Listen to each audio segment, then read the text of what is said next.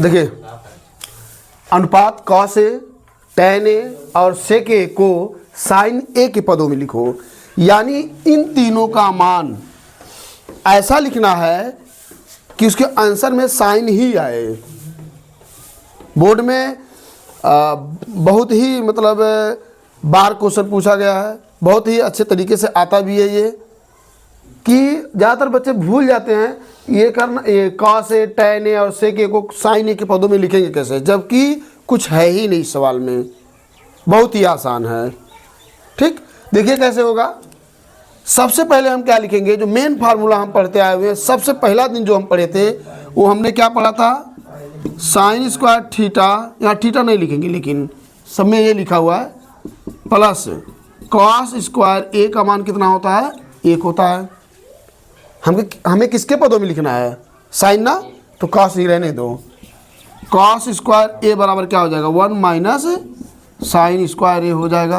होगा कि नहीं होगा। तो कॉस बराबर क्या हो जाएगा, इसका स्क्वायर रहेगा तो क्या लगेगा, करनी में 1 माइनस साइन स्क्वायर ए लगेगा। एक स्टेप समझ में आया होगा आपको। ठीक है, दूसरा देखिए, कॉस ए का तो 1 का पता चल गया कि नहीं चल गया, कॉस 1 का पता चला ना, क्या होगा। अब दूसरा क्या है, दूसरा क्या है, टैन ए। टैन ए बराबर क्या होता है आपका, साइन ए बटे क्या हो जाएगा आपका, cos A. Sign A, cos A का तो मान हमें पता है ना क्या होता है, तो इसको आप ऐसे लिख सकते हैं, 1 माइनस साइन स्क्वायर ए। दूसरा आंसर हो गया। ठीक, तीसरा क्या आपका, सेक ए। सेक ए का मान क्या होता है, 1 बटे कॉस ए होता है ना। फिर देखिए 1 बटे कॉस ए का मान पहले हमें पता है क्या है, 1 माइनस साइन स्क्वायर ए। यानी जो भी आंसर आएगा सब में साइन होना चाहिए। क्या होना चाहिए, साइन होना चाहिए। क्यों, क्योंकि क्वेश्चन में ही कहा है कि साइन के पदों में लिखिए। किसके पदों में लिखना है, साइन के पदों में लिखना है। देख लीजिए यहाँ साइन का, कॉस का हो गया, टैन का हो गया और सेक का हो गया। ठीक, हमारा अगला सवाल क्या है, cosec A plus cot A और दूसरे ब्रैकेट में क्या है, 1 माइनस कॉस ए है।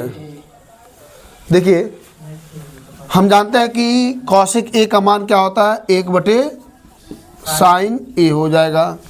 बीच में क्या है, प्लस। कॉट का क्या हो जाएगा आपका, कॉस बटे साइन हो जाएगा, कॉस बटे साइन ए हो जाएगा। क्योंकि टैन का मान आपको लिखवाया गया है, साइन बटे कॉस होता है, तो कॉट का उल्टा नहीं हो जाएगा, कॉस बटा साइन हो जाएगा। इधर हो गया, इधर आइए, 1 माइनस कॉस ए रहने दीजिए। अभी देखिएगा क्या हो रहा है, इन दोनों का डिनोमिनेटर यानी हर समान है। हर क्या है, समान है, तो इसको आप ऐसे लिख सकते हैं, एक ही लिख सकते हैं। होता है कि नहीं होगा, जब ये मतलब क्या है, बराबर है, तो ये दोनों जुड़ जाएंगे। यानी 1 प्लस क्या हो जाएगा आपका, कॉस ए हो जाएगा। हो गया। और उधर क्या है, 1 माइनस कॉस ए है। नेक्स्ट देखिएगा क्या होगा, अगर आपको कुछ दिख रहा हो तो एक वही चीज़ प्लस में है और वही किस में है, माइनस में है ना। तो आप इसको ऐसा लिख सकते हैं, 1 माइनस कॉस स्क्वायर ए लिख सकते हैं। नीचे क्या रहेगा आपका, साइन ए रहेगा कि नहीं, इसका आपस में गुणा हो गया, तो ये इस पर भी स्क्वायर होगा, लेकिन एक का स्क्वायर एक ही होता है, इसलिए इस पर स्क्वायर हम नहीं लिखे हैं।